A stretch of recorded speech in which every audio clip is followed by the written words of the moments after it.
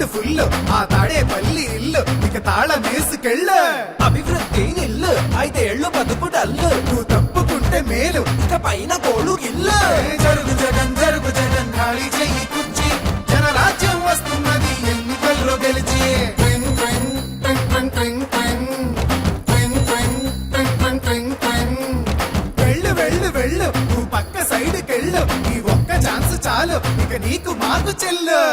ఇడ్లీ తినాలంటే సాంబార్ కావాలి, ఆ పూరి తినాలంటే ఆలు కుర్మా కావాలి,